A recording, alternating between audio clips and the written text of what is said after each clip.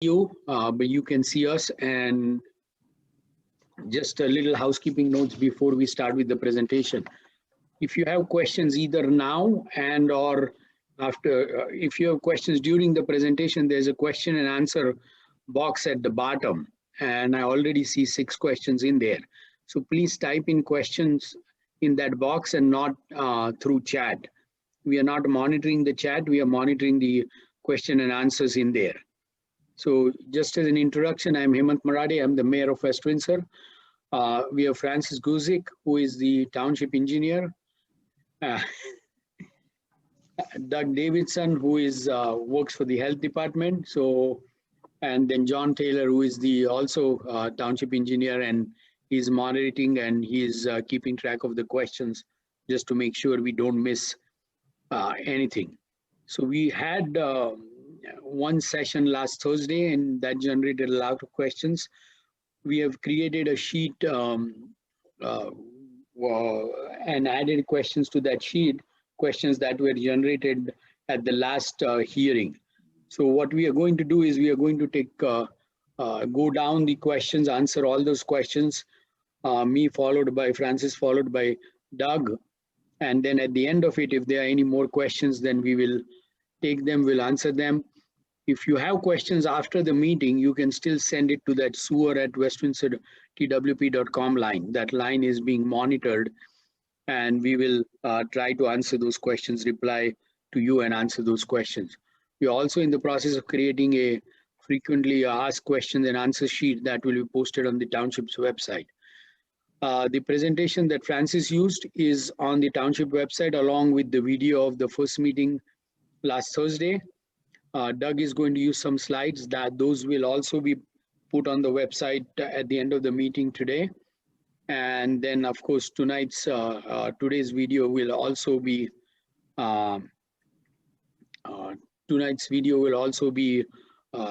shared.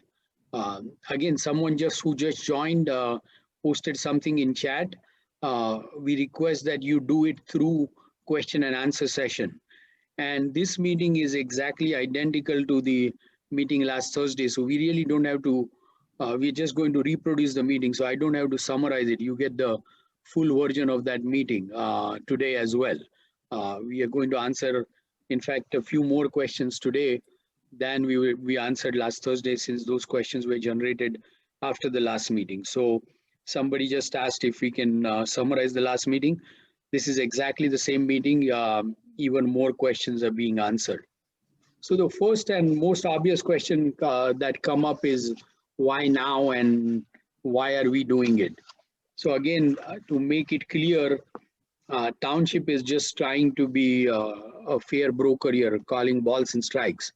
We are not either for the project or against the project.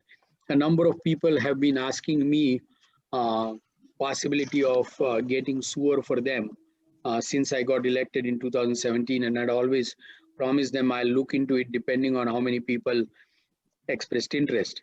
As time went on over the last 3 years, more and more people approached me and expressed interest in getting sewers, especially since to the north of 571 behind McCaffrey's. But once we started that discussion, then people around Princeton Oaks also got interested in it. And actually, the township had done a survey in Princeton Oaks roughly about 8 to 10 years ago, before I was involved with the township, and decided not to proceed with that project. So rather than doing it piecemeal, we decided to just include everybody. There are roughly about 1,000 households where the survey went out. So it includes everybody on the north side of 571 who don't have sewers, and Princeton Oaks and surrounding areas, those who don't have sewers. So most of the township which doesn't have sewers. So this was supposed to start last year, but because of COVID and other things, it kept getting postponed, and now is as good a time as any other. So there's no particular reason why now we could have done it, or we could do it 6 months from now, a year from now. But because a number of people, and I've had 2 meetings in that area probably 2 years ago or a year and a half ago, where at least 20, 25 people came and expressed interest in getting sewers for that area. Now I understand there are a lot of people who have expressed opposition that they don't want to get sewer, and that's exactly your prerogative. But the most important thing is at the end of this meeting, before January 26th, to respond to that survey. And we have made it very easy to respond to the survey by making it online. So you don't have to mail any piece of paper. There's a code in the letter that you got. You just go online and respond to that survey. In case you live in that area and haven't received the letter, again, please email to that sewer@westwindsortwp.com, and we will send you a soft copy of that letter that you should have received with the code so you can answer. But it's most important that everybody, or at least a very, very large portion of people who are affected, respond. Because the most frustrating part as elected official is if I don't get a respond, or if only 50% of people respond, it's very difficult to tell whether the people want it or people don't want it. And again, to stress, the most important part of it is if the if the township decides to go ahead with the sewer project, then everybody who benefits from them have to pay for it, whether they want the sewers or not. So let me just briefly outline the process. This is an initial survey to get a feel for how many people are interested. If there's not enough interest, then the matter ends here. The township will not do a study. We will just say that not sufficient interest in the project, and the project will end here. If we get sufficient number of people who say that, yes, we are interested in getting sewers based on what the cost is, then the township will go ahead and undertake a study, hire a consultant to do the study. Depending on the number of responses we get, we may do the study for the entire area, or we may do study for sub areas, depending on which portion of the population wants sewer or don't want sewer. Cost of that study is borne by the township, which means indirectly you pay because it's paid through your taxes. So it's not that the study doesn't cost you anything. The study does cost you anything, but it's a small percentage, probably a very small percentage you contribute as is contributed by every other taxpayer in town. At the end of the study, we will get a better idea of exact cost of the project. We will send out another survey to all the residents asking for a commitment that if we do put sewers, then you still want sewers, knowing what the cost of the sewers is going to be. At the end of that survey, if a sufficient number of people do choose to put sewers in, then the township will go ahead and undertake the project, hire a consultant, put out the bids, go and actually do the project. At that point, every household that is within the sewer service area is obligated to pay whatever is the cost of the project is. Now, somebody asked at the last meeting, what's my legal authority to do that? That's the authority that's given by the state. That's the state mandated thing, that if sewers are put in, then everybody who benefits from the sewer pays. Whether you connect to the system or you don't connect to the system, you don't have to connect to the system. The only difference is if you don't connect to the system, you don't pay sewer charges. If you connect to the system, you pay sewer charges. One of the questions last meeting was, what are the roughly sewer charges? Again, approximately the sewer charge for an average home in West Windsor is $500 a year. It's billed twice a year, so roughly you pay $250 every 6 months if you get sewers. Again, that is average. Some will pay more, some will pay less. That charge is based on your winter usage of water, because we do know that in summer people use it for swimming pool, use it for gardening, and the use in summer doesn't reflect what goes in the sewer system. So based on the winter months usage of each household, the sewer charge for that house is decided. And again, that has been done for roughly 95%, 90% of township that has sewers. One other question is whether the businesses will pay. The businesses will pay exactly the same way the households will pay based on their projected usage of the system. Each person pays proportional to their usage. And again, that's a mathematical formula, engineering formula, and Francis is better qualified to answer that than I am. People ask why we send letters through regular mail rather than certified mail. If the township does decide to proceed with the study, and at the end of the study come up with a cost, those letters will definitely be sent by certified mail to make sure that everybody has received the letter. This was, we are short-staffed given the COVID and a lot of the challenges. We just wanted to get the letters out in time. So that's why we send it by regular mail. It appears that most people have received the letter. Some people haven't opened it because some people did say, I didn't get the letter, but then when they checked their mail, the letter was there. Again, if you have not received the letter, or if you know your neighbor who has not received the letter, please email us, please give us your address and name, and we will email you the letter. We will send you a letter that has a code that you can use to respond to the survey. So that was my decision not to use certified mail, saving some money, saving some time, and send it there. Again, question came, what percentage of majority is required for the township to proceed through the study and through the project? Again, both good and bad. This is not an election, so 50% plus one doesn't win you the right.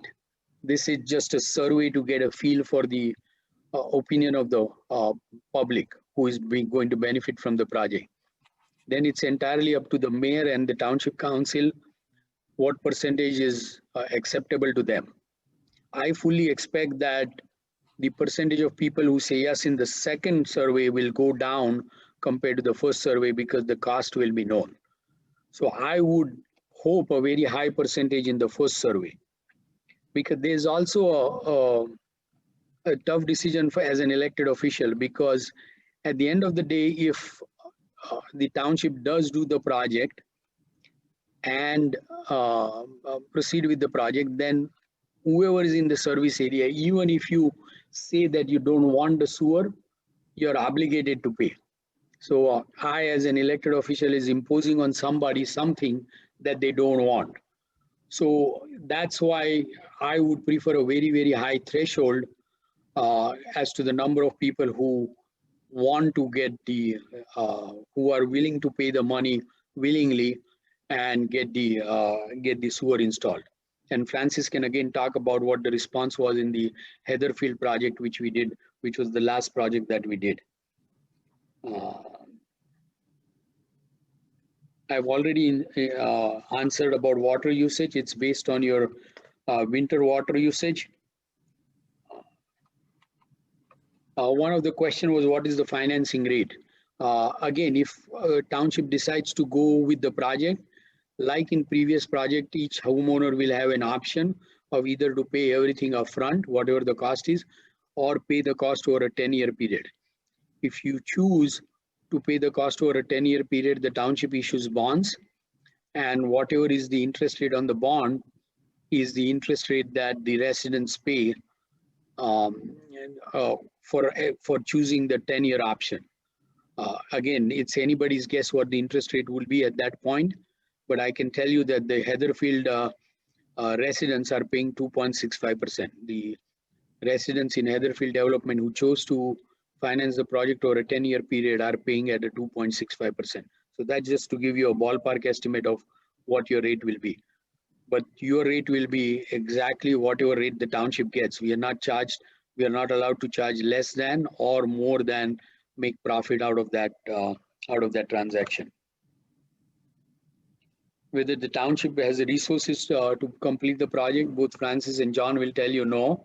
They have too much on their plate. They have more on their plate than they can handle. That's why one reason is we are going to get a consultant to do this study. But if the township does decide to proceed, we will do full justice to the project. That means we will not do something else. we will choose not to do something else and we'll do full justice to the project. Every project that happens in the township, one of these two gentlemen or both gentlemen have to sign off as township engineers. So their time is valuable. And that's another reason why sending the survey took a little longer. We just wanted to make sure they were comfortable with whatever we were sending out. So if you ask that question, whether we will have time like everybody else, doing any job, that there are more things to do than time, but we will, if we decide to do with the project, we will do full justice to the project. It will not be ignored. Again, one of the questions, why both meetings at 1 o'clock? I have responded to some of you via email. I'm trying to keep the gentleman workload out of regular business hours to a minimum. Doug is very busy with COVID. He works for the health department. You can see circles around his eyes. He rarely gets to sleep. And John and Francis, as I said, they are very busy with a lot of their projects.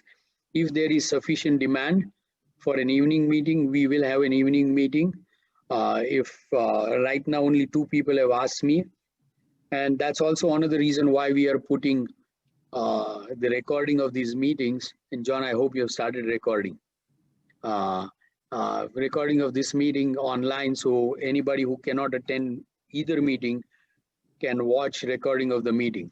If that generates more questions or any questions that is not answered, we will definitely answer those questions through email or through phone call. So our whole entire aim is that you make a decision based on full knowledge of what is involved for you, what is involved for the township. So again, my apologies, but my decision to hold both meetings at 1 o'clock. And I understand if some people can't attend. I mean, I am attending from work as well. I've already answered who pays for the engineering analysis cost estimate. The township does pay for engineering analysis, but you indirectly pay too, because it's your taxes that are paying for it. And the second aspect of that is, if we spend time doing that, that money is not used for something else. I mean, we always have more projects. The township has a 5-year plan and a 10-year plan of other projects we can do. And if we do this project, then something else doesn't get done. We can always use a lot more money to fix roads. I mean, 2 complaints I constantly get is state of the road and state of the sidewalks. And if we have money, we can always use it to do those projects. But this project is important. A lot of people have expressed interest. So if there's sufficient interest, we will do it. And again, I'll emphasize, if we do it, we will do a good job. The businesses in the area pay as well. One of the reasons is why West Windsor doesn't pay, or why we don't force one of the developers to pay for this project. Everybody who has had sewer so far has paid either directly or indirectly. The last 2 projects in West Windsor have been Heatherfield and Gross Mill Estate. Both those developments paid 100% of the estimated cost or the actual cost of the project. So it would be unfair to other people who have paid 100% to subsidize one section and not the other. I moved into a house that already had sewer that was installed by our builder, because we started from a field. I fully expect and assume that the cost of that sewer was reflected in the price for the house that I paid. So although I didn't pay directly for the sewer, I did pay indirectly to the developer who was required by the township to install the sewer. I don't know how much he charged me, and in a way that's better because I didn't know, so I just paid one lump sum for the house. When the sewers were installed, I don't know how many years ago, 40, 50 years ago, initially half the cost was paid by the federal government, some cost was paid by this state government, and some cost was paid by West Windsor Township. But that was however many years ago. Since then, every person who has moved in town has paid for their own sewer either directly to the township through new projects or through the developer, because the developer was required to put in the sewer lines. And again, the new developments that are happening in town because of affordable housing obligation, they are all required to pay for their own sewer based on their usage. Some people ask whether all taxpayers benefit by somebody installing the sewer, and not really. I mean, not directly benefit to any extent that somebody else gets sewer. Again, your sewer charge is based exactly on your sewer usage, your water usage. You are not defraying costs for anybody else that is already on sewer. Will the property owners be liable for cost overruns? Again, the estimated cost is given as $30,000 to $50,000. The 50,000 is on the higher end. We fully expect the cost to be lower than 50,000, but we didn't want to promise a lower amount and then come back and say, "Oops, sorry, the actual cost is higher." So that 50,000 is a very conservative cost estimate that I will grant you, but it's unlikely to be much lower than 30,000 either, because that also is a good estimate. So somewhere between 30 and 50,000 is going to be the actual cost when all is said and done. So you shouldn't expect to pay to have a miracle and pay anything less than 30,000. It's unlikely that it will be higher than 50,000. If it's higher than 50,000, we'll have to rethink the whole approach, whether we want to do it or not do it.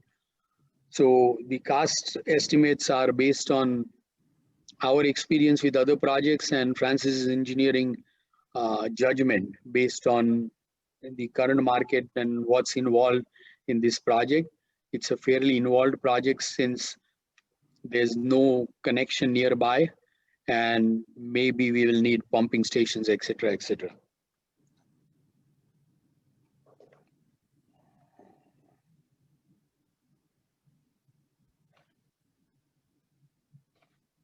One second, let me.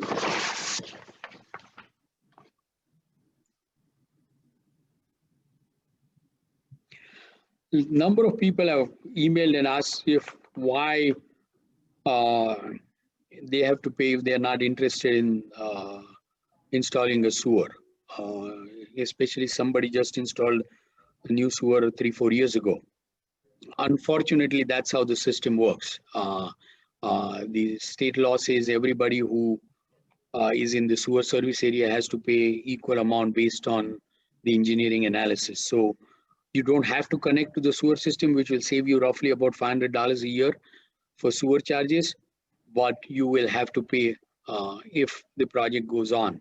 So your choice is to say, no, I'm not interested in having a sewer, and hoping that sufficient number of people show the same interest. The question has been asked about tax impact. Your taxes will not go up simply because you install sewer lines. So the township will not reassess your property because you got sewer lines. It will only happen if we do a township-wide reassessment that is required by the county and required by the state every few years. But other than that, the sewer project should have no effect on the assessed value of your property and thus affect the taxes that you pay.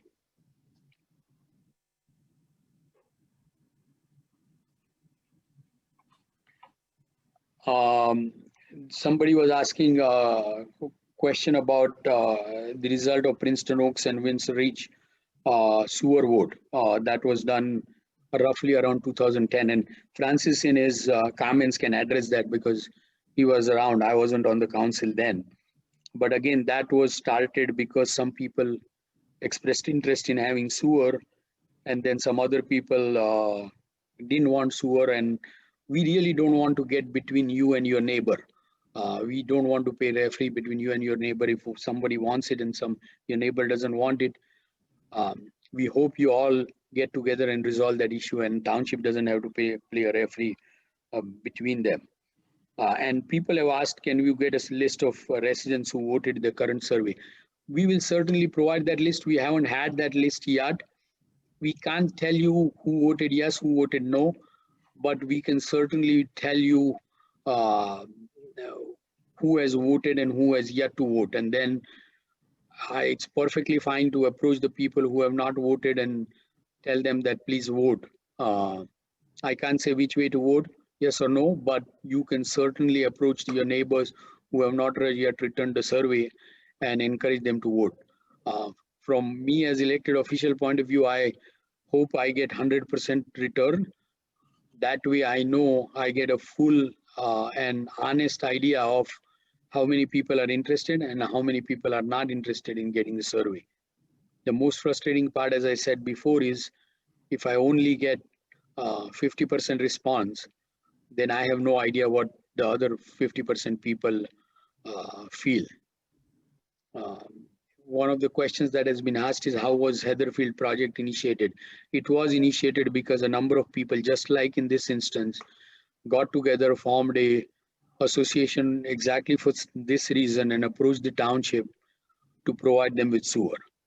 So the township is not going out looking for work. As I said, we have plenty of work to do. The Heatherfield project was initiated exactly the same way as this project is being initiated because a number of people who didn't have sewer expressed interest.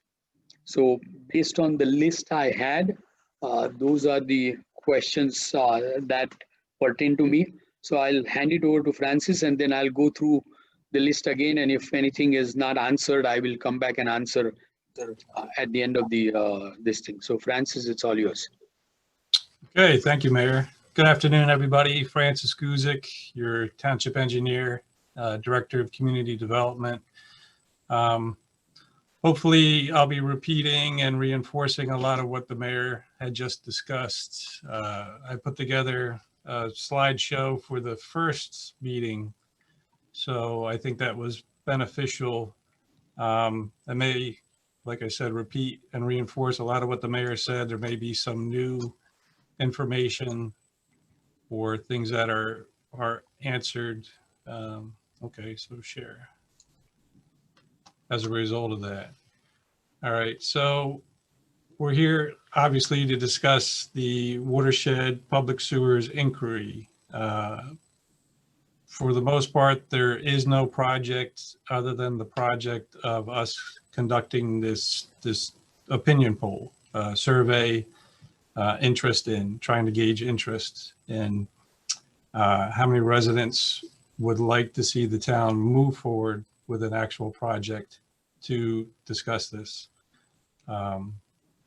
So as the Mayor had said, we get periodic requests coming in. I get calls typically with real estate transactions from realtors or prospective property owners, as does John Taylor, asking about where is a property, is it on septic or sewer? If it's on septic, what are the potential of converting the sewer? So this is an ongoing issue for us through our daily job. I would say probably a couple calls a month come through. So it's not just those people who write in, but also those who are looking to move in the township.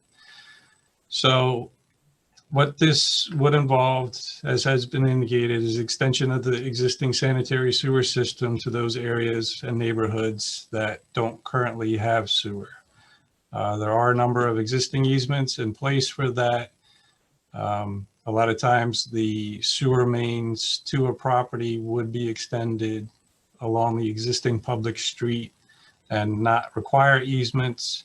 But because we don't have an actual study done, we don't actually have a concept of how the lines would be laid out. We don't know for sure that additional easements won't be required. So that's indicated here. In the letter, it was indicated that Princeton View is an exception. That does not mean that Princeton View would be exempt from an assessment if they are connected. What it means is that Princeton View has dry lines in their street. So the work required to connect them to the system would be less than other neighborhoods in this study area.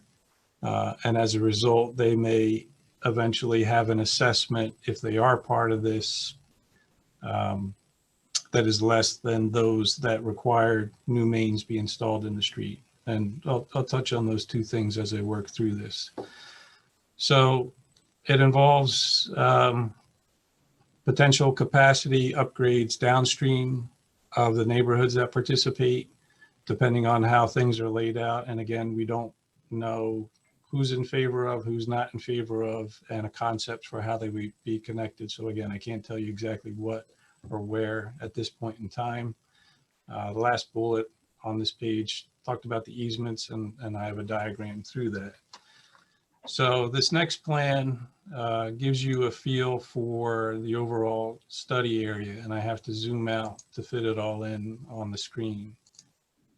So what we're talking about is basically this blue line represents Bear Brook. Part of it's called Big Bear Brook, but it's the Bear Brook watershed. This green line represents the limiting of the properties that we are surveying at this point. Those properties outside of that in yellow are those existing properties in the town that currently have sewer and are connected to the sewer at this point in time. Just to get in a little more detail, and I don't want to jump too far. So this is the north side of 571, sorry about that. And you can see that there are approximately 10 neighborhoods and this side of north side of 571. And here Princeton View is highlighted based on the fact that they do have dry sewer lines. So what some of the questions asked with having dry sewer lines, why can't Princeton View be connected tomorrow? And you can see how far Princeton View is from any other part of the town that is in yellow that has an existing active line that could be connected to Princeton View. So Princeton View is not easily sewered by itself without extending lines past these other areas of the township to service Princeton View. So that's why there is not the ability to provide service today.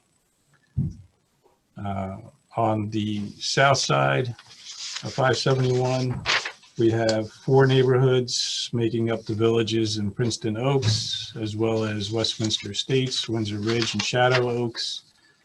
Off to the east is Heatherfield, existing Heatherfield development that was sewered through this process. And I'll talk a little bit more about that as I go through this presentation. Again, yellow are all the properties that have sewer. These stars with the red line are existing pump stations in the area, and the red are the force mains that pump the wastewater to other areas of the township where it can flow by gravity.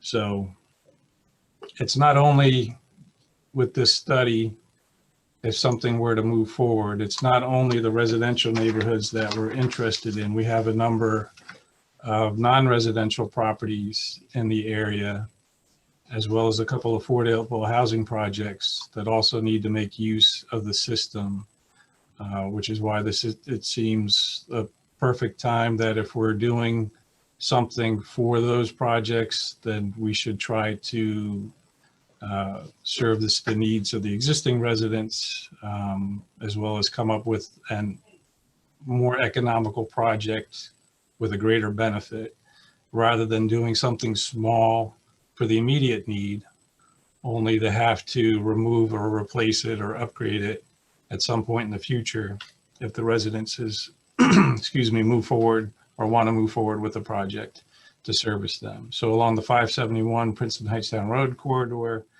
a number of non-residential properties that would be part of this study if there is a study to move forward.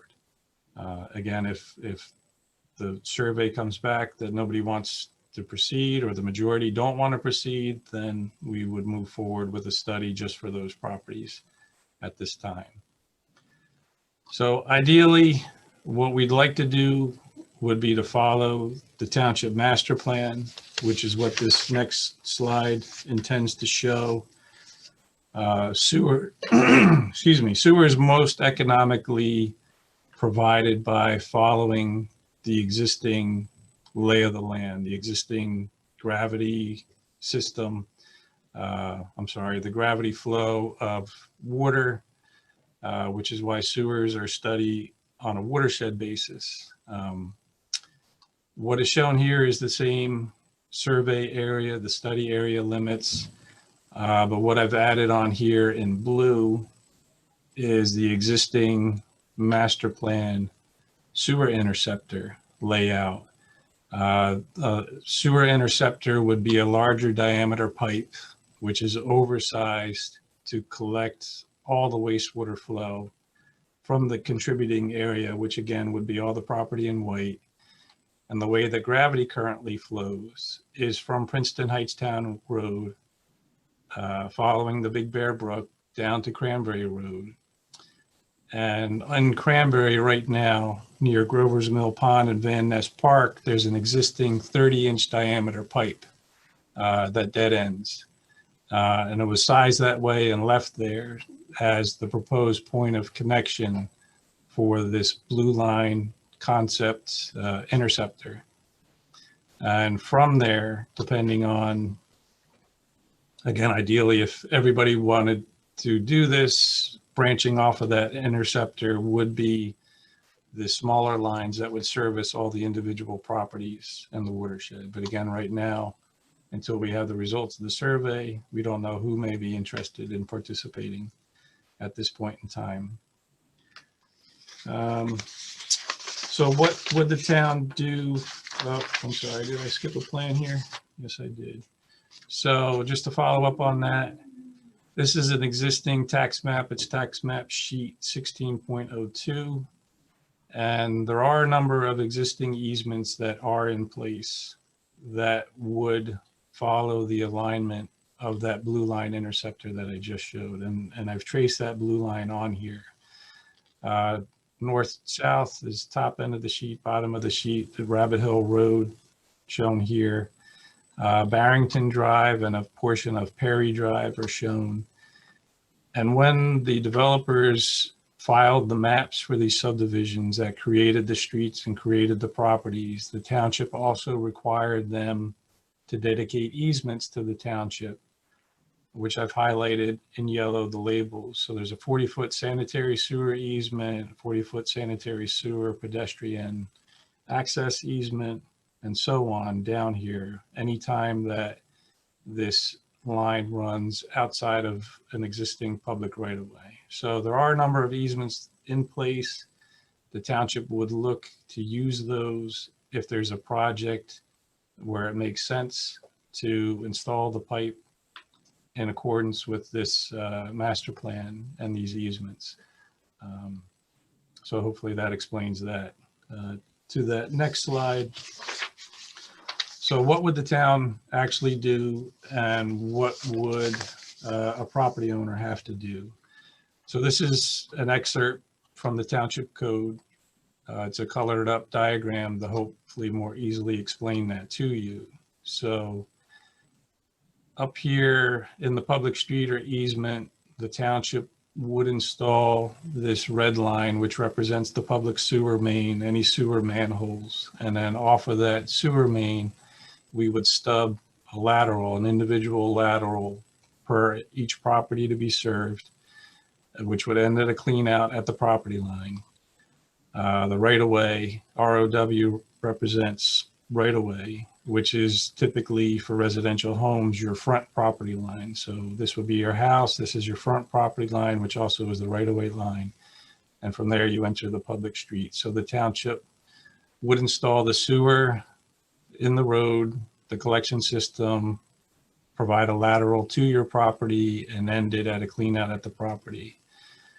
As the mayor indicated, you would not have to immediately connect your property to the system as long as you have a septic system that is working properly.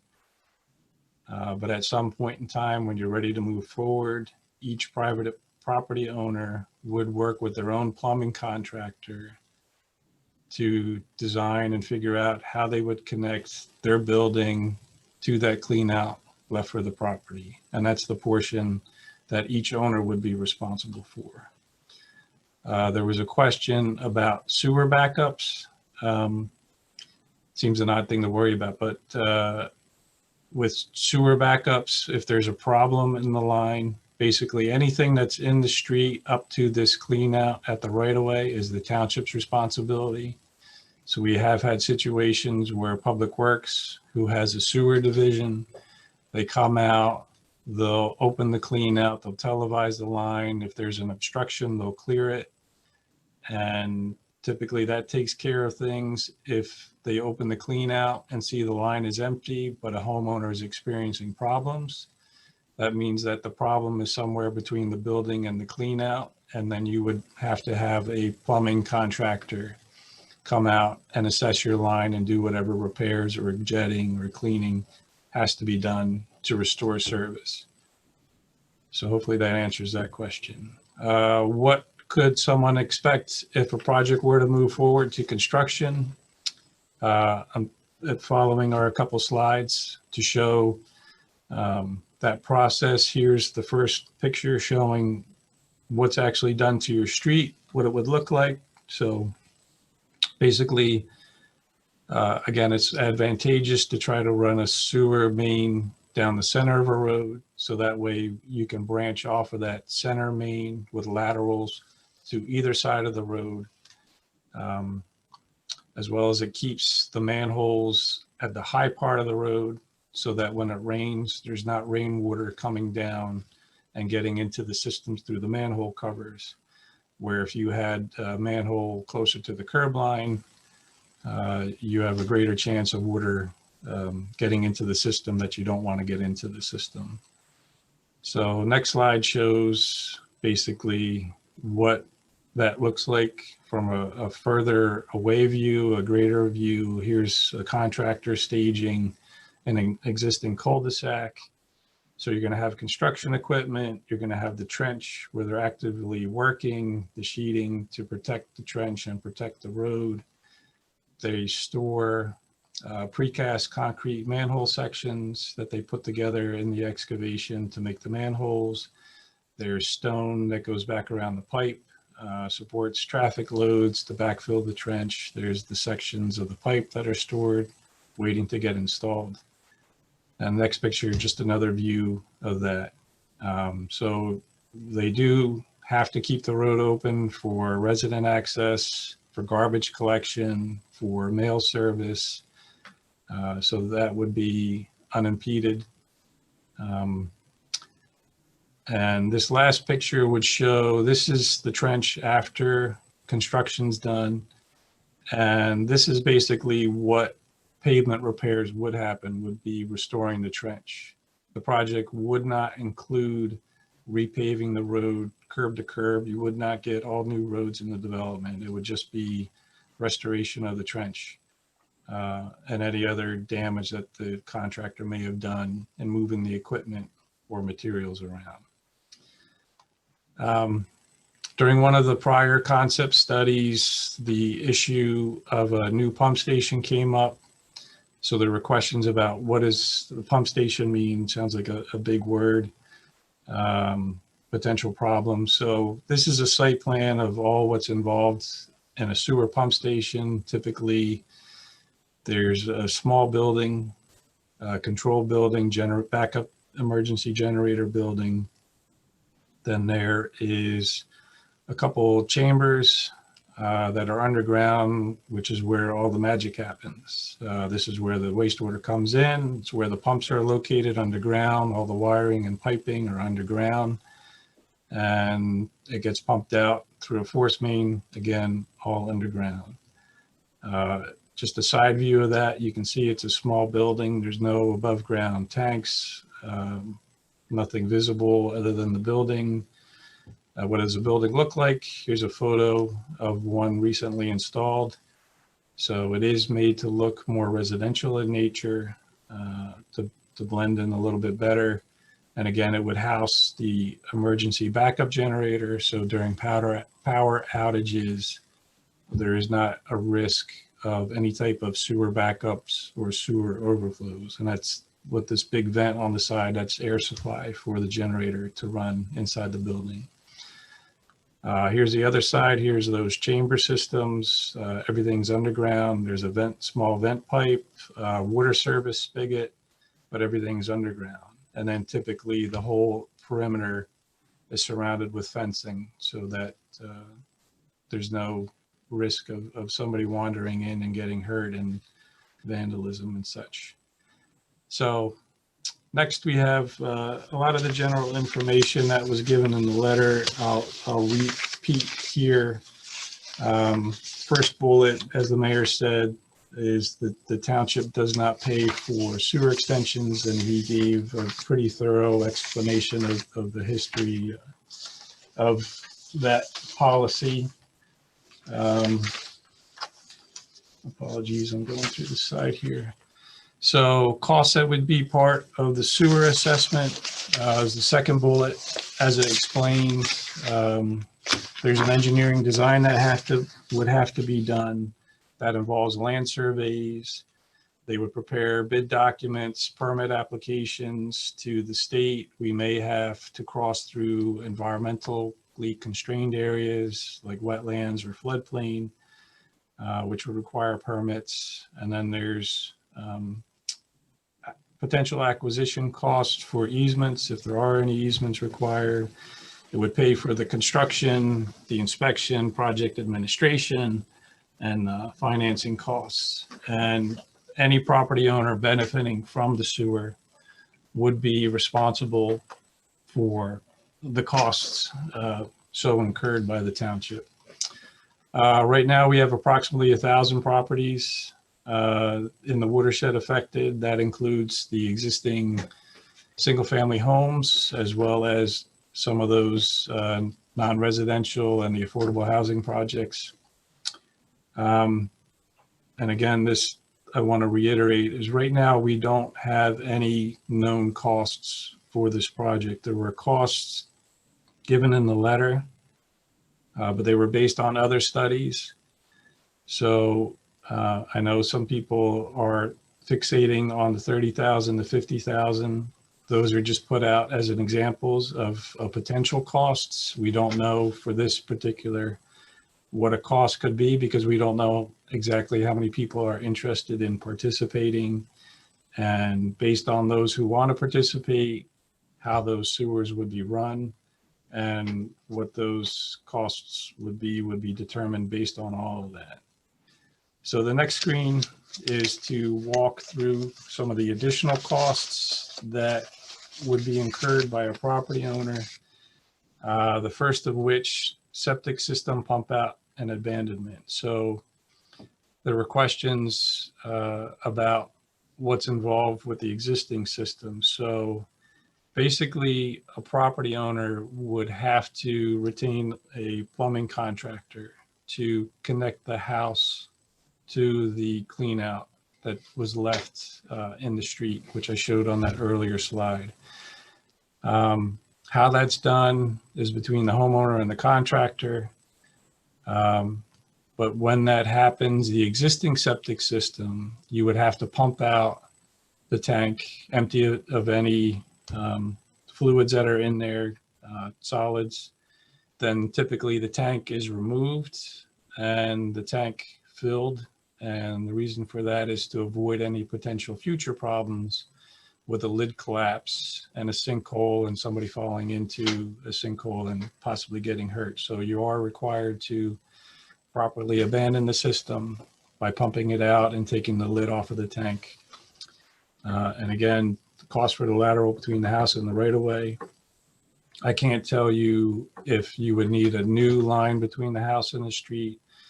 I can tell you in Heatherfield that a lot of homes were able to disconnect the line coming out of the house at the tank and run it from the tank to the street to the clean out that was left, which would obviously be more economical than doing any work in the building or digging at the building. And the last fee, sewer permit fee. There's a sewer connection fee in the township ordinance. So at the time that you would connect a building to that lateral, Based on the livable square footage in the home, there's a 75 cents per square foot fee, $1,000 minimum. So that would be when your contractor comes in, makes application for a sewer connection here at Town Hall in the building department, is when that fee would be collected. That would not be part of the assessment. That would not be due until you're ready to connect. Second bullet, again, just reiterates that. That's about connecting to the system when it would have to be done. But once the property has a derived benefit by there now being sewers available and a project that extended sewer to the property, is when you would be liable to participate in the assessment process. Two options for payment of the sewer assessment. We've done in other projects is one initial payment, lump sum at the time that the assessment is in place, or payment over a 10-year period with interest representing whatever the financing rate the township was able to secure the financing was. If an owner chooses to do the 10-year payment plan, and there's a real estate transaction, a sale of the property, the balance of the assessment due would have to be paid in full at the time of that closing. So just to deviate, well, actually, I'll go over the last bullet before I deviate. So the work the township would do would not be to assess on-lot septic systems. When we retain a consultant, it would just be for moving forward with design of concepts and cost analysis for providing sewers. As Doug Davidson will talk about, there are a lot of options with regard to on-lot septic systems. A lot depends on how well people care and maintain for their system. So the township would not be able to generalize options and comparisons of septic versus sewer. So we would only focus on what sewer options there would be. So other projects, I'll deviate a little bit from the slides. Other projects that have made use of this and other projects that the township has studied, I'll go over some of those for you. As the mayor said, Grover's Mill Estates was done. There were 102 properties involved in that project. That was another dry sewer line development where all they had to do was connect the last pipe, downstream pipe, to an existing pump station. As a result, that was a very economical project, in my opinion. Again, there are 102 benefiting properties, and the individual assessments for that were $3,400, because again, all they had to do was connect the development to the pump station and make some upgrades in the pump station itself to handle the additional flow. Heatherfield is the other example of a completed project that was completed in 2012. There were 84 total benefiting properties. The individual assessments were $14,714.29.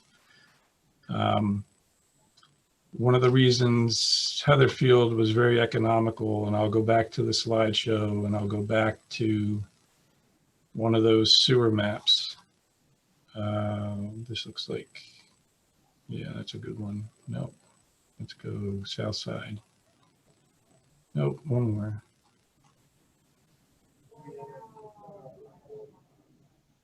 Okay, so here's Heatherfield.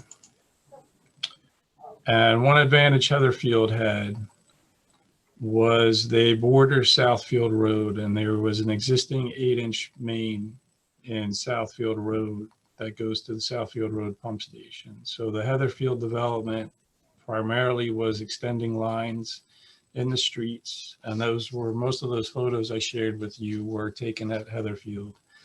And then just connecting that development to the line that already existed in Southfield Road.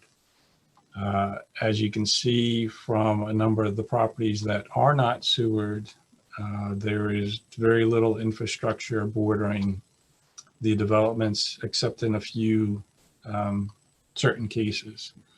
So part of, if the survey comes back in favor of conducting the concepts, that would be some of the things that the consultant explores, is what are those options, and how is it best to economically and more easily sewer homes in the area. So there were a couple projects that were undertaken, concepts that were done that did not move forward. So one of those was a study of Penlisle Road, Village Road West. There are about 24 homes that do not have sewer in that area. They were looked at in 2009. The estimated cost was $6,250 to service those homes. But for whatever reason, only 25% of the owners responded that they were in favor of moving forward with the project. The reason that that was more economical than has been quoted is because the township reconstructed those portions of Penlisle Road. So the sewer work would have been part of the road reconstruction work. But the costing for the sewer would have been the assessment. That would have been the payback, but the actual repair of the roads, because the town was already doing the project to do the roads, would not have been part of the assessment. So that's why that was more economical. And again, there was immediate downstream infrastructure for those homes to be connected into. There would not be major extensions, trunk line extensions, no pump stations were required. So that was why that was more economical. As the mayor indicated, Princeton Oaks area communities was studied in 2010. Excuse me. That would have served 313 properties. Estimated cost was $27,000. And in that situation, it was estimated by the consultant that a new pump station would be required based on the number of homes. So that's why that price came in where it did, because not only was it the lines in the streets and the laterals, but it was also a new pump station and force main, which adds significant cost to a project. With the survey response, only 35% of the owners surveyed responded they would be in support of moving forward with that project. So that did not move forward. I was asked to clarify that that does not mean that 65% of the owners said no.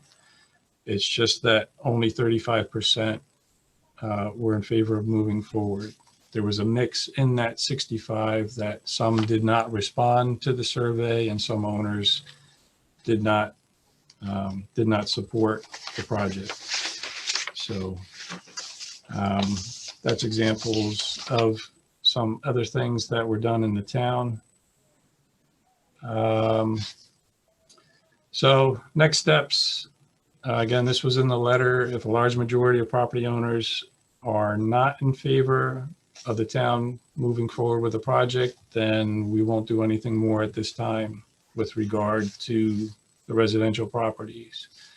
The town will still need to move forward and look at those commercial affordable housing areas and come up with sewer service that supports them, but it would not include the neighborhoods previously identified. If a large majority support proceeding with the project, then as the mayor said, we would retain a consultant to do a preliminary concept study, cost analysis. We would take those and estimate a more realistic assessment number, a specific assessment number, potential assessment number, cost number, and send that out as a second survey to those properties potentially affected. and see what the results were if we would be moving forward. So that's the third sub-bullet there, is a final decision to proceed with financing, and cost would depend on the response to that. I have some notes about the assessment process because there were a lot of questions about that. And I have about 10 different steps to that. So the first step would be after this would build on to that third sub-bullet here about a final decision. So there would be a recommendation to Township Council by the mayor and administration that the town moves forward with Project X, whatever Project X would be. The Township Council would then have to adopt an ordinance that finances the project and notes that it's subject to reimbursement by owners as a local improvement under the state statutes. Once the financing's in place, then we retain a consultant to do surveys and do an actual design, prepare bid documents, permit applications, etc. We would award a construction project after bidding to the lowest responsible and responsive bidder. The town would also, regarding the assessment, have to appoint a board of assessors who will review the project results as well as the proposed assessments that are developed for each property, the value that are proposed for each benefiting property. When the construction project is completed and approved for new service, residents, property owners could start filing permit applications to connect to the system. So in theory, you could be connected and using sewers before any actual assessment payment is due, just because of how this process lays out. So when the construction is completed, my office, the engineer's office, certifies what the final construction costs were. Excuse me. The township CFO does their cost analysis and certifies all the project costs, the total costs the town expense, from staff costs to legal costs to all the costs that the engineer's office certifies to. With that, the board of assessors that are appointed would hold a preliminary public meeting just to let the residents know that we're moving forward with the assessment process and what the role of the assessors is, what the schedule is for the actual assessment process, and takes public comment at that time. Meanwhile, a special benefit study is done either by the tax assessor's office or a consultant to the tax assessor's office that derives what the final financial benefit each property owner received and derived, and how to reimburse the total costs. Basically, what is that dollar amount going to be per property owner? As I said before, we have single family homes, we have multifamily homes, we have potential commercial projects. So those examples I gave previously were all based on all single family homes. So it was relatively easy to take the total cost and divide it by the number of homes served, and that was the assessment cost. In this instance, if there's a mixed use like that that's involved in the project, we'll probably have to look at, and what this special benefit study will have to look at, is what's the actual wastewater usage for each of those properties, and use that as a basis of a pro rata share of an assessment. But again, that would be left to that time. Excuse me. So the Board of Assessors would take that benefit study, they would have a public meeting, they would discuss it, they would inspect the project. At the end of the hearing that they have, they would prepare a report to the Township Council and either support or modify what the special benefit study recommends. And then Township Council receives that, They review the study, they review the project, they review that Board of Assessors report, and then they would have to adopt a resolution that they concur with that assessment value. And it's only after that resolution gets done that the assessment is in place and that payments would have to be made. So you can see there's a significant time between when the construction happens and the line's approved for service and people can start connecting it until the Township Council adopts a resolution that sets the assessment value for all the benefiting properties. And it's after that time that the payments would have to be made either as a lump sum or over that 10-year period previously discussed. So my final screen, sorry this is taking so long. Hopefully you're finding it of benefit.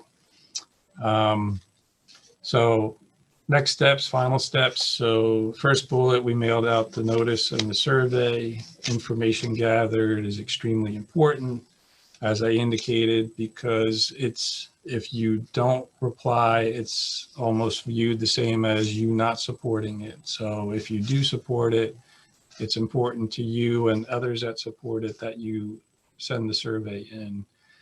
Right now, the last day for responses is Wednesday, January 27th. Whether that'll be extended or not, I don't know, but currently we're holding that date. That's the address for the online survey. You will need the mailed copy of the survey that was sent to you because there is a property code that's specific to each property that received a letter. And again, as the mayor said, we are still taking questions even after this meeting, even after the deadline. You can submit whatever email you want to at that sewer survey at westwindsortownship.com.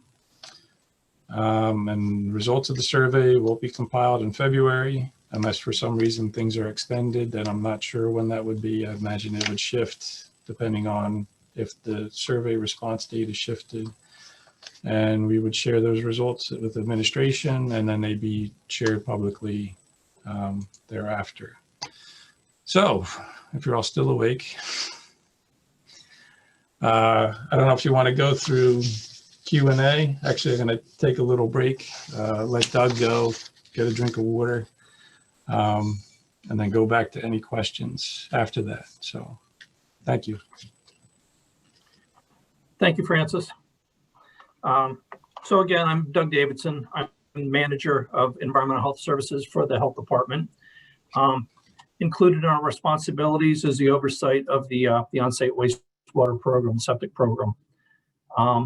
So we did have questions regarding the existing septics, and kind of incorporate those answers in this discussion, and hopefully I get them all. For some reason, anything is missed, again, we will be reviewing questions and can provide further, comments. Part of the responsibilities for the septic program is to review the designs and applications that are submitted for the installation, expansion, alteration, and repair of systems. We also inspect the construction of those systems to make sure they're compliant with state regulations and also our own municipal ordinance. We also work closely with our construction department for any construction permits that come in for projects that are on septic system to make sure they comply with both setback distances and also the proper sizing criteria.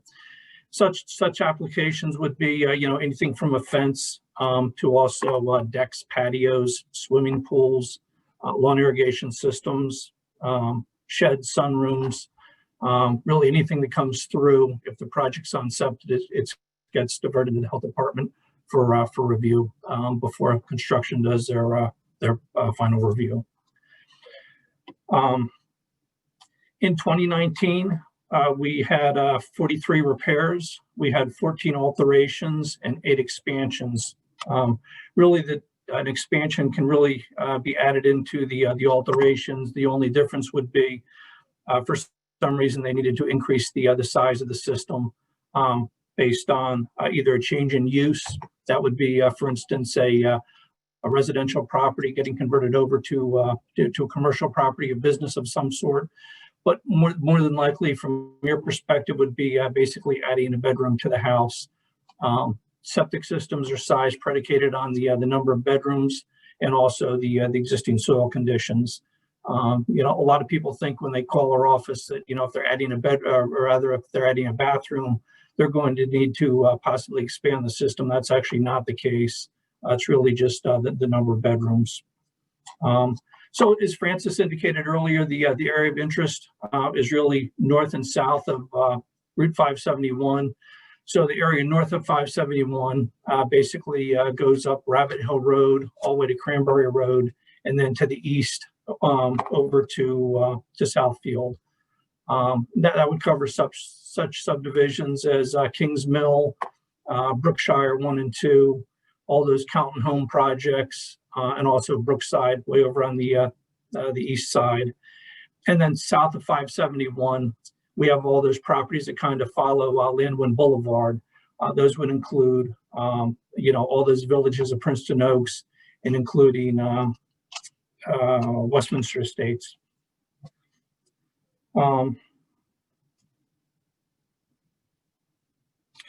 So in the area of study, most of those systems were installed from anywhere from the early to mid 80s, pretty much all the way through the mid, maybe to late 90s.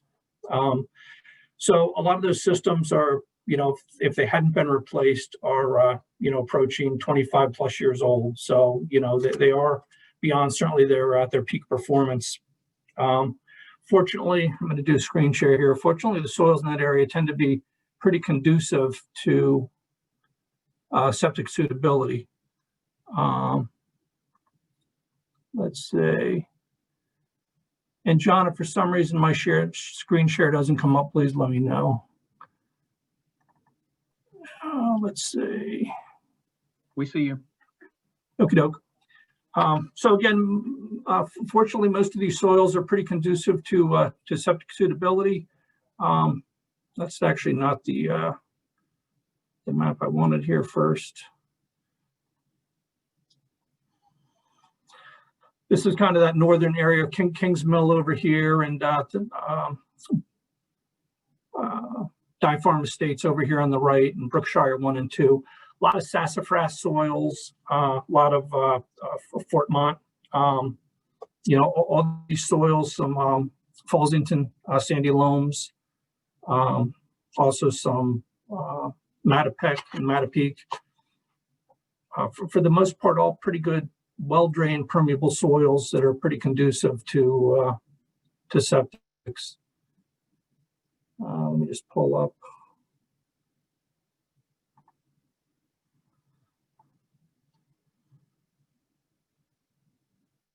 So again, this is the south side. Again, very similar soils. Zoom that out a little bit. The lion's share, again, are the sassafras soils, which again are nice sandy soils and well drained, with a seasonal high that is sufficiently deep not to impact the installation and construction of the septics. Obviously, for a septic system to function properly, you're looking really for two things. One, you're looking for nice sandy soils. Obviously, water moves pretty well through sand as opposed to silt and clay, and you're looking for that water table to be low so that system doesn't have to be pushed out of the ground. We don't have so many in West Windsor, but you may have seen, if you're driving by a property, you see a huge lump in the front yard. A lot of times that would be a raised system, basically being pushed up out of the ground, so it has sufficient separation distance between the water table and the treatment zone.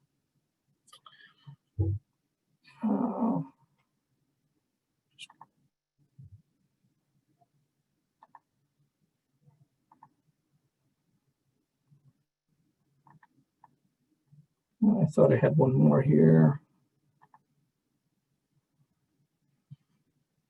Again, that's the northern part. That's that kind of lion's share of that Calton Homes projects, West Windsor Estates, and then again all the way over to the east side over here at Brook side. And again, a lot of sassafras soils.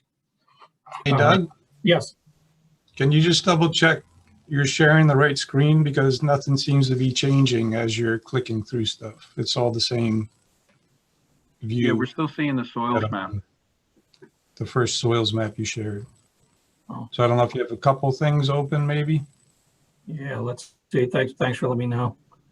Sure.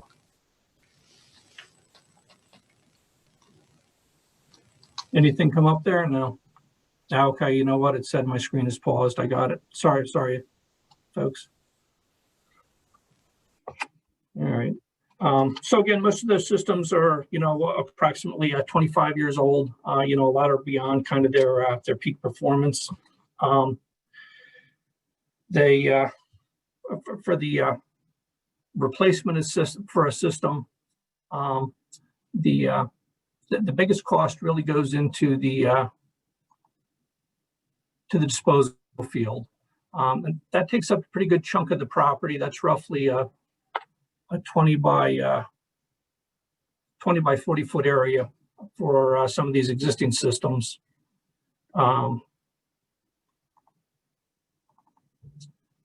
These are what we call fill replacement systems. So again, the heavier soils are excavated out, and you can see, John, is my screen share back up again? Yeah, it looks good. Yeah, okay. You can see on the bottom of the excavation, we do have some of those much more permeable sands that are favorable to the septic systems. Up above, we do have some of those heavier soils. And that can certainly significantly increase the cost of the system, really depending on both the actual size of the system in terms of the square footage, and then how deep that system needs to go in the ground.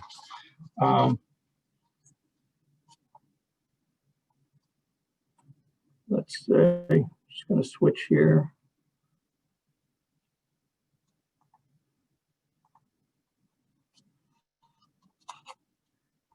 And again, once that heavy soil is excavated out, a sand material is brought in. It's called select fill. And again, that can add considerable cost to a system. Roughly a load of sand in today's price is about $600 a load. And again, depending on the size of the system, they can take several loads to fill that back up. And then the system itself is about 2 feet thick, and that's basically made up of stone and pipe that's laid on top of this imported disposal select fill. Did you switch the photo again, Doug? I did. Is that not coming up? It didn't refresh. Yes.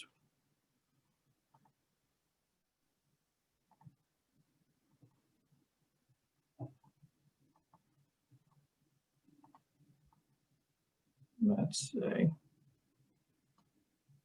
Yep. And if for some reason these don't come up, we will incorporate these in the when we post this presentation. We back now or no? No, did you hit screen share? Yeah. All right, well, I'm going to skip that. So again, the tank itself doesn't take up a very big chunk of the property. It's roughly 5 feet by about 10 feet. The wastewater goes from the house into the tank. The main function of the tank is just to settle out those solids. So you have a fairly clean effluent going from the tank to the distribution box. The sole function of the distribution box is to evenly distribute that effluent to that disposal field for further treatment, storage, and then disposal back down into the groundwater. Most of the repairs and the alterations we see in that area are really real estate driven.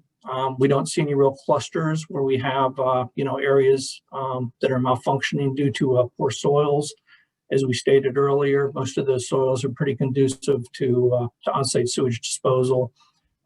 So again, most of those repairs and alterations tend to follow the sale of the home. There's no requirement that systems be upgraded. Usually those sales require a home inspection through a private company. Again, that's not required by the town. That's really required by the mortgage company. For a house to be considered habitable, it needs two things. It needs potable water supply and obviously, proper means of sewage disposal, which can be either through on-site wastewater or through a public sewer. So most mortgage companies won't lend a loan if a house is on septic until that's been inspected. So if a house has an inspection and it's satisfactory, there's nothing further that needs to be done. There's no upgrades needed to be done to the system. However, again, some of those homes that are 25 plus years old, it's not uncommon to have some deficiencies. And these can be relatively minor, where there's just a component of the tank that needs to be replaced, perhaps a distribution box, or it can be a total replacement of the system. A lot of the replacements of the systems are not regulatory malfunctions, so it's not the town or the health department saying you need to replace the system. Basically, you have elevated effluent high up into that stone and causes a negative report.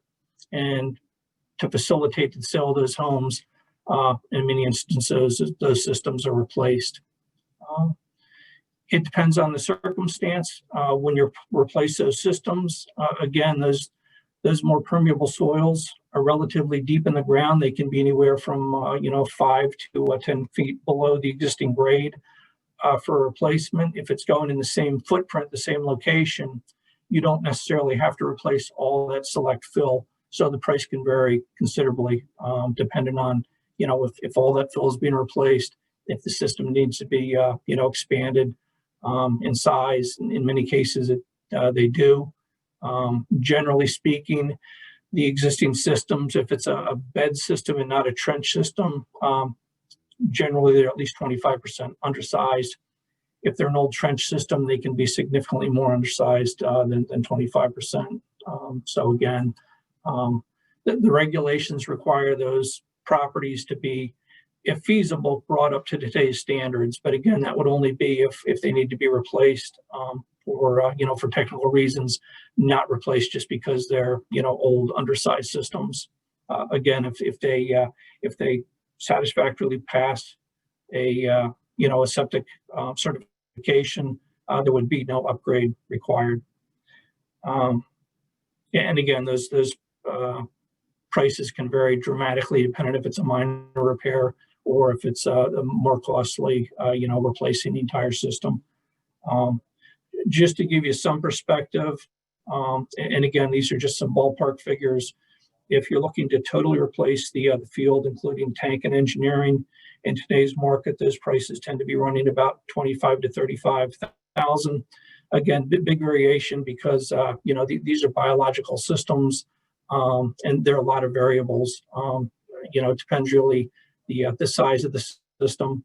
If it's again, it's sized on number of bedrooms. If you're sizing it for a 3-bedroom or 6-bedroom, that square footage is going to be significantly different, and also depending how deep that system needs to go on the ground. So that's really the variable in price there. If you can salvage the tank and you're just looking to install the disposal field, that price can run roughly about 22 to 25,000. Again, these are just very ballpark prices. They can vary considerably. Not uncommon for those tanks to deteriorate. Again, it's never what really is below the water line. It's just that upper portion of the tank that's exposed to those corrosive sewer gases. To replace a tank is about $7,000. And the distribution box, which is that smaller vessel that receives the effluent from the tank and just distributes it evenly to the disposal field, depending on the size and the accessibility, those tend to run roughly around $1,000, maybe from $900 to $1,200 And then with regards to maintenance of the system, to have your tank pumped, you're talking roughly $400. That's about 28 cents a gallon in today's prices. So maintenance can certainly be a very critical factor in the system longevity. Again, these are biological systems, a lot of variabilities. Again, the size, the age, the hydraulic loading, which is related to the number of people that are using the system. If you have some empty nesters or just a few people using the system, it's being taxed much less than if you have a very active family, in some cases family plus extended family using that system. Maintenance can certainly play an important part of the factor, but again, there are a lot of other factors, including just the age of the system. So again, we don't see any clusters with regards to replacements. They really tend to be real estate driven. Just some of the differences between the sewer and septics. Sewer, obviously, kind of out of sight, out of mind. With the exception of having that usage fee, you're not concerning yourself with obviously maintaining that sewage treatment plant. Septic, on the other hand, you're maintaining your own wastewater system.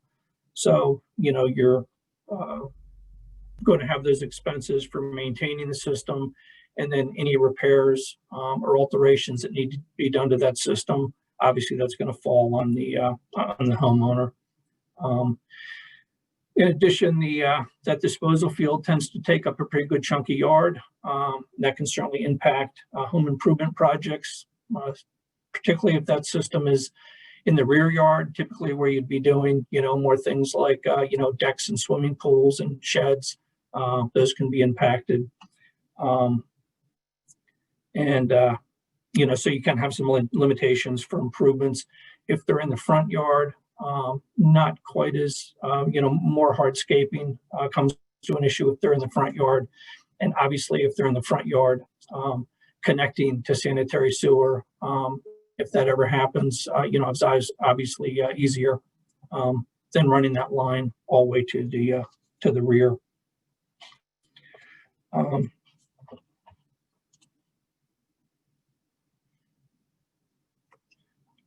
Francis touched on decommissioning the septic tanks. If a home is connected to sanitary sewer, the decommissioning of the tank is done after the process is done. So after that line has been connected from the street to the house, before the contractor demobilizes and he still has equipment on site, that's typically when the tank would be abandoned. And that's typically done by pumping the tank and then crushing and filling that tank in place. The other components don't need to be touched. They're subsurface, and there's really nothing that needs to be done to those components. One question that came in, I think earlier today, so it's a little bit in the weeds, but it was regarding the addition of a bathroom in a basement. Usually, if you need to install a bathroom in a basement, it requires an injector pump. The state had changed their definition of an injector pump. So basically, anything going through an injector pump going up into a septic tank requires a treatment works approval up until very recently. So that's no longer the case, but there are still some requirements that would need to be done to the septic tank. A high capacity effluent filter would need to be installed on that tank, and if that tank is buried, risers to finished grade with lockable lids would also need to be installed on that tank. With regards to the effluent filter, we see many people installing those on existing systems. It's a pretty good insurance policy to ensure the longevity of the system. Again, the tank does a pretty good job of filtering out those solids that are retained in the tank, but some of those do bypass the tank. Some of those much smaller particles An effluent filter is a mechanical filter that goes on the outlet of the second compartment of the tank and captures some of those finer particles that would normally get sloughed off into the field, and again contribute to to their longevity. So an effluent filter is not a bad thing to install on a system. If somebody is replacing their tank by state regulation, that would already come with a filter, but we do see many people add those on their existing systems just for the longevity of the system. And Mayor, with that, I'll turn it back to you. Thank you very much, gentlemen. A number of questions have come. I noted some down, and then John, you can ask if anything that whether I missed anything. A number of people have asked why we are doing the whole 1,000 homes, how it started. So I'll just clarify again. It's not necessary that everybody will vote yes and everybody will get a sewer system. Initially, somebody asked how many people approached me. At least 50 people since 2017 have talked to me on various occasions. I have attended two, this is pre-COVID days, so don't worry. At least attended two gatherings where people arrange meetings in their home to talk about sewer system. This is all on north of 271, north of 571. And then when there was news broke out that we may be doing a survey, then a few people from Princeton Oaks approached us again to include them as well. So rather than doing pick and choose, we just decided to survey everybody who was who doesn't have sewer and who has expressed interest. Doesn't necessarily mean all of you will be on the same sewer system, even if all of you said yes, but this gives us the maximum flexibility and makes Francis' job and life a lot more difficult. But we decided to survey everybody. Depending on what response we get, we may choose to do nothing. We may choose to do certain neighborhoods who have chosen to say yes in large percentages, or we may try to combine. I mean, that gives Francis flexibility to design the system. Again, our attempt will be, if we do design it, to keep the cost down for everybody. I mean, this is not a profit center for us. We don't make a dime on this project. So our aim is, if we do decide to go forward, to minimize the cost of all homeowners as best as we can. And by surveying a large population, that gives us the maximum flexibility to do that. Some people have asked whether it has anything to do with the affordable housing settlement we reached. It has nothing to do with affordable housing settlement.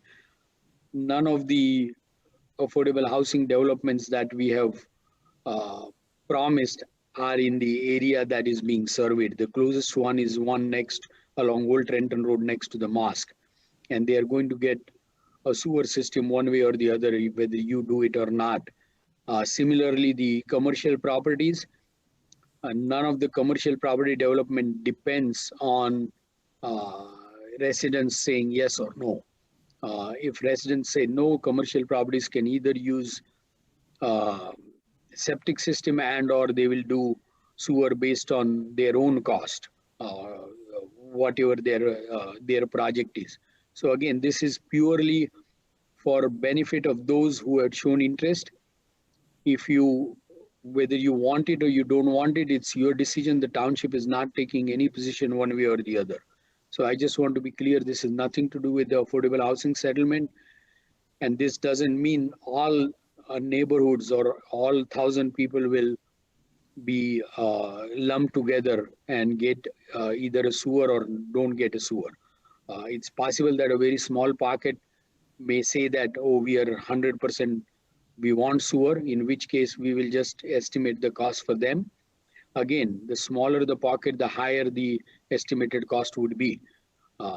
And then they can decide if they are interested in going ahead with the sewer system or not. Other question was why Heatherfield was only 16,000 and we are estimating 30 to 50,000. Again, it depends on your, if you can, as Francis will tell you, if you can do by gravity, that's the least expensive.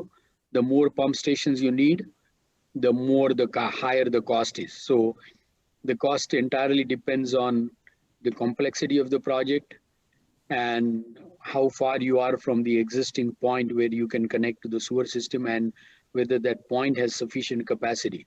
So for example, there may be a pump station right next to your house, but if the pump station doesn't have a capacity, then you need to upgrade the pump station. Then that becomes the cost of this sewer project. Someone asked me if this is tax deductible. I am not a tax attorney, so please don't take my advice, but I don't think this will be tax deductible. I mean, this will be added to the basis of your home. So whenever you sell your home, I believe the first 500,000 is tax free. So this will be added to the basis of your home, but I don't think this is going to be tax deductible. Someone asked how many vacant lots are there that need sewer to develop. I don't believe any homeowner lots are vacant. Again, the commercial property that is vacant that may or may not be served by this project, they will do decision completely independent of whether you decide. I mean, if you decide to do a sewer project and they join in, then they will pay exactly using the same formula that each homeowner will pay. There's a mathematical formula, there's an engineering formula, not what I or Francis think. I already addressed why the difference between 16,000 and 30 and 60,000. People have asked at what point do you pay? You pay at the end of the project. So I did check with the CFO and the money is due at the end of the project when the project is completed. So you don't have to worry that the township starts the project and doesn't complete it and you're on the hook. That's not going to happen. Someone asked how many residents are watching.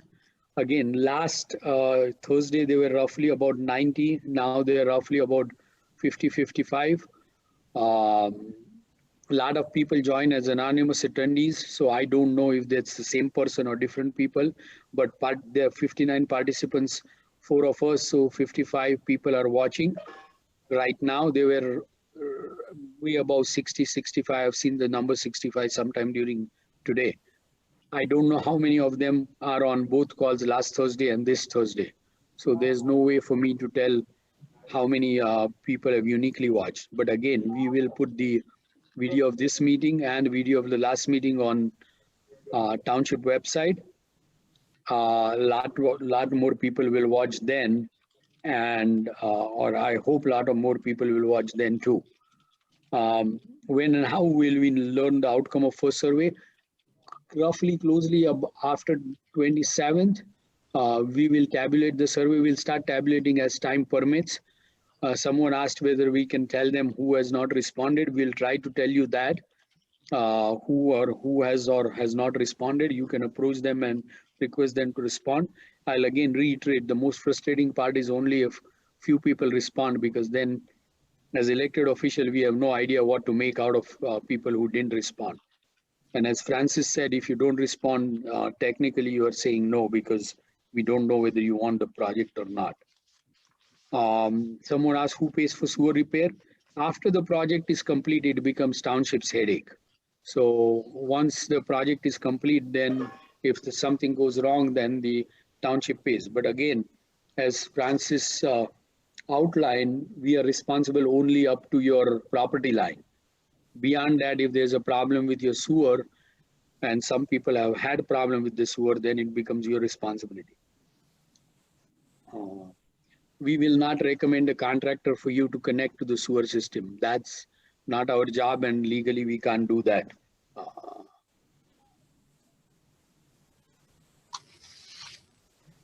If the project fails, how would affordable housing be affected? It will have no effect. We are obligated to do that, and we have already approved most of the projects that are under our plan.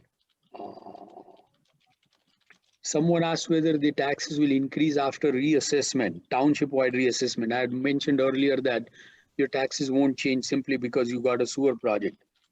That's a very difficult question to answer, because in reassessment, it essentially means how has your house value changed relative to others in that township. It's not simply your assessment, it's how it has changed relative to everybody else in the township. And that's a very involved question for me to answer. I believe that's it. That's it what I had. John, did I miss anything that was aimed at me? Mayor, I noticed a question, more of a technical question. There was a resident concerned that they have an issue with their septic system existing, and how long should they wait for this process to work out? I don't know who wants to take that one, but it's a good question. Okay, go ahead, Doug. It really depends what their issue is. If they'd like to contact me, we can discuss it further. This sounds like it's probably pretty far down the line. But if for instance, we knew, sewer was, 1 to 2 years away, there's something you can do other than completely replacing your system to kind of get you to that point. And again, going back to that Heatherfield project, we did have to do that. In some cases, though, if there's a home sale, in some cases they had to replace the system just because, that's the way the deal was negotiated. They weren't willing to wait for, a couple years for sewer to become available. If it was a failed system, they had to replace the system to facilitate the home of the sale.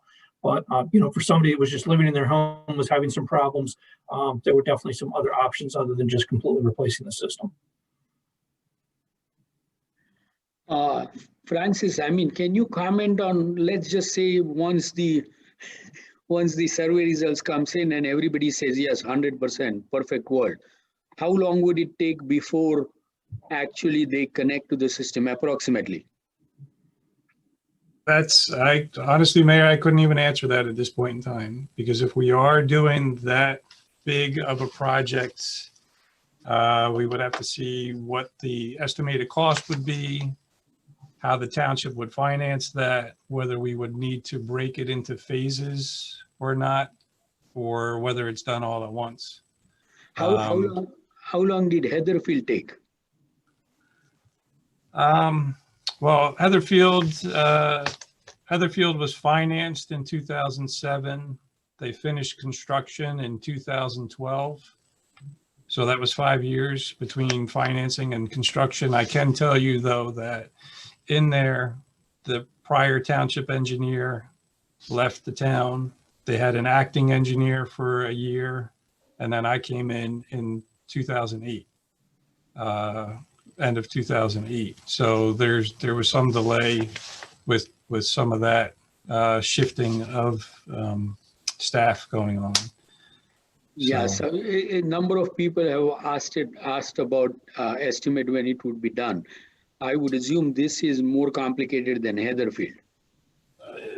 Greatly, and that's reading through some of the questions that are still open, and a lot of people are focusing on the cost estimates and why Heatherfield was so much cheaper and why are what's in the letter so high. So as I tried to explain in what I ran through, Heatherfield had I guess I should have do not disturb that, huh? Heatherfield had a sewer main running immediately next to the development. So it was just extending the lines within the subdivision and then connecting to the main that was in Southfield Road. Unfortunately, most of the developments we're talking about now don't have that situation. There's not a line in Princeton Heightstown Road to connect to. There's not a line in Landwin Boulevard. There's not one in Cranberry, not one in Rapid Hill. So it's a lot more complicated now. And really, it's going to depend on how many neighborhoods want to participate and where are those neighborhoods in relation to where the existing sewers are. And then after that, it starts to unfold with a concept of how do we get from point A to point B? What are the options? What are the costs? Things of that nature. So I do have a number of questions from last time I haven't yet gone over that I can. So there was a question about will we use Francis, just Sorry. one clarity. Is it fair to Sure. say they can expect at least 4 to 5 years? Once we decide. it wouldn't surprise me. Okay, Would hope that something's functioning sooner than that, but for a large scale project, five years would not surprise me. okay, go ahead. So there was a question about Stony Brook. Would Stony Brook be the treatment plant? Yes, all the wastewater in the township right now goes from south to north to Princeton border. There are 2 pump stations there that send it to the Stony Brook's River Road treatment plant. There was a question about the capacity of that plant. Right now, as of November 2020, that plant has a excess capacity of almost 2.6 million gallons per day. So this development, if everything was built out, would not come near that flow. The capacity is available for 6, or maybe it's 4 different municipalities. And it's on a first come, first served basis. So depending on what moves forward and when we could get a reservation from Stony Brook, I do not expect that we would need to have them do capacity upgrades at the plant. But that being said, I know the affordable housing issue in the state had made them start looking at if all the affordable housing projects and all their municipalities get built out, what are their needs, as well as existing undeveloped properties. So I do believe they are doing studies on what their next set of improvements are needed at that station for capacity. But right now, there is not an immediate need to accommodate additional capacity for any project that we would do. Let's see, other questions. Let's see. So how much destruction will take place to install the sewers? So with the slideshow I tried to give an impression of what it would look like in the streets. For those properties that have easements on them, if we were to make use of the easements, it would be the same type of situation. We would have surveys done ahead of time to see what trees, what landscaping, what fencing, what utilities might be in those areas, and certainly try to work around them, also go under them to the extent possible, but there may be some loss of landscaping if things were installed, or some sheds may have to be moved if people place them in easements, or fences temporarily taken down. So those types of things could be expected if the project is large enough that we need an interceptor to go within those easement areas. There's a question about cost overruns. Would the township be responsible, or the property owners, for any cost overruns? So again, if a cost overrun happens, it is unfortunate, but it is part of the assessment valuation, because it's part of the cost necessary to provide sewers to the benefiting properties. So it would be rolled into the assessment. Knock on wood, don't jinx me. Hasn't happened yet, and we're not looking forward to anything like that.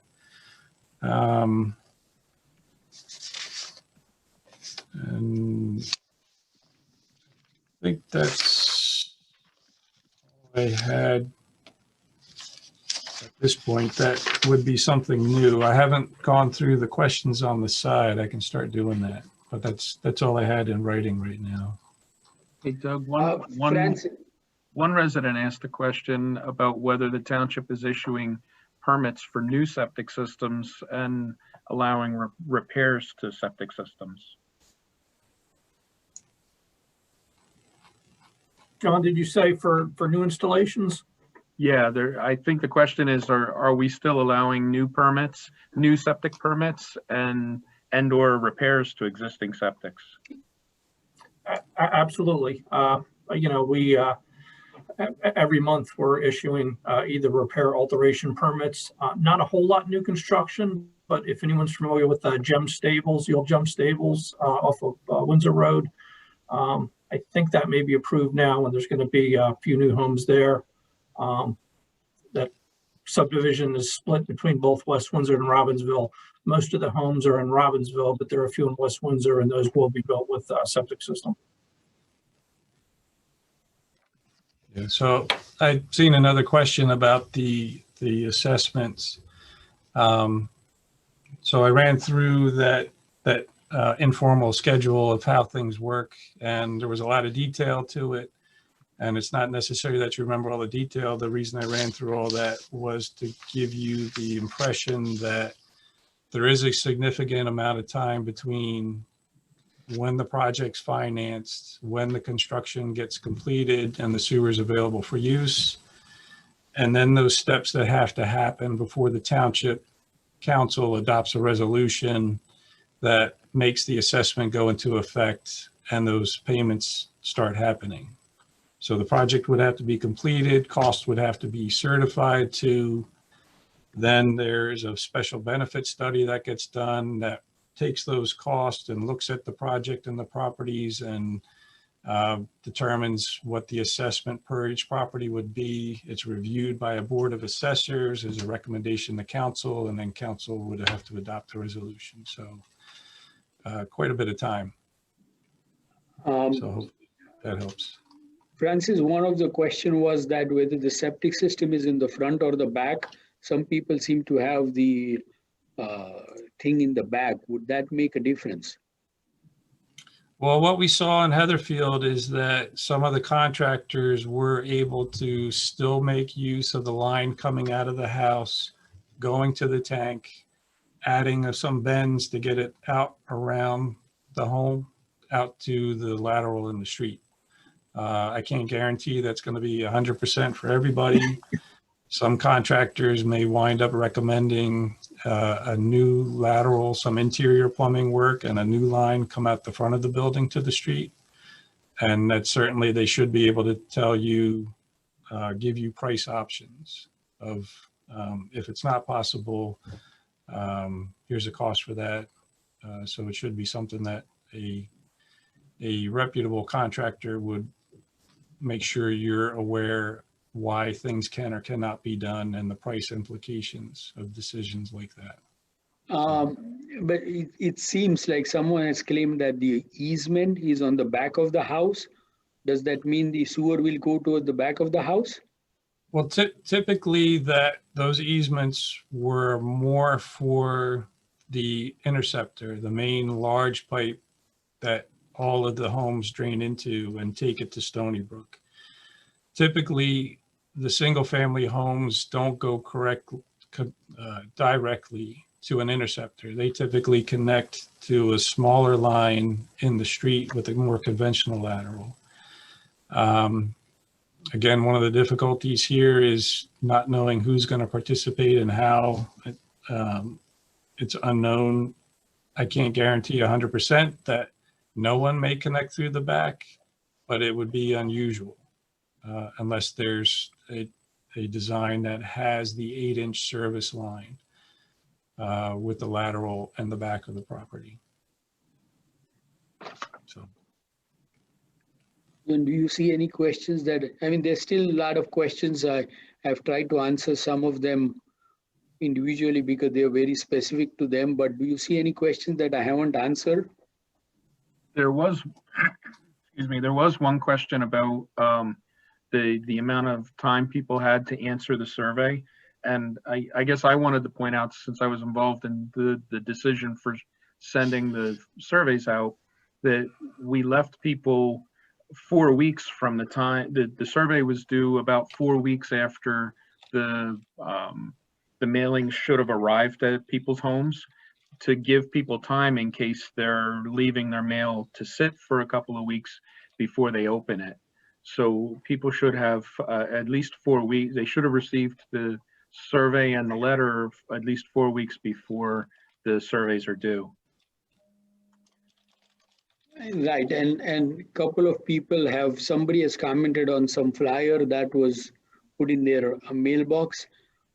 Nothing, the township is not promoting it either for or against the project. I mean, if somebody privately has been distributing flyers, then that is not with our blessing, and I'm not aware of it.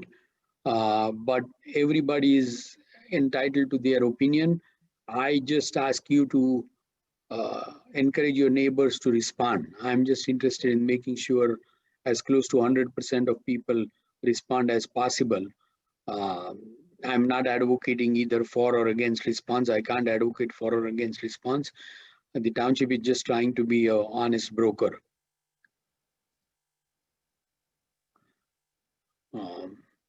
If somebody has asked if issues with the backup of sewer system, as Francis mentioned, if the backup is because of the sewer pipe in the road, then the township is responsible. Township has a under Department of Public Works, there's a sewer division. They will come. They can put a camera, look at it. But if the problem is because of on your property, from your property line to your house, then it's your responsibility to get a plumber to fix it.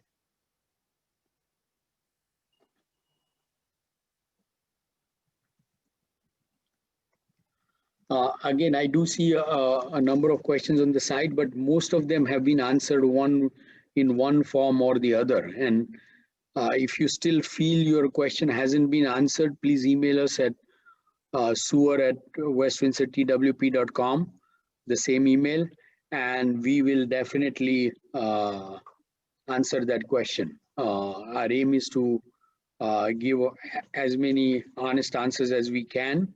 Sometimes we can't take a position. For example, how your home's value will be affected.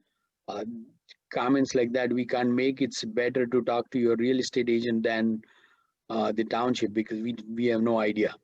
But other than that, we will answer every question that you have. Again, there's still about 54 people on the call. I see 58, so other than us four, there should be 54 people in the call. Thank you, gentlemen, again for taking the time out. And please, if you still, those who are on the call, please do talk to your neighbors and friends. Encourage them to vote. If you still have questions, you can email us. If you want to talk, email that email address. I'll give you my cell phone number, and I'll definitely be happy to talk with you, give you my opinion one way or the other, and then we will go from there. So again, thank you everybody who took the time either last week or this week or both weeks to participate in that, who have expressed interest either for or against. Please do vote. And again, thank you, Francis, John, and Doug. So thank you, and I'll now close the meeting. Thank you very much. Thank you. Thanks. Thank Bye. you.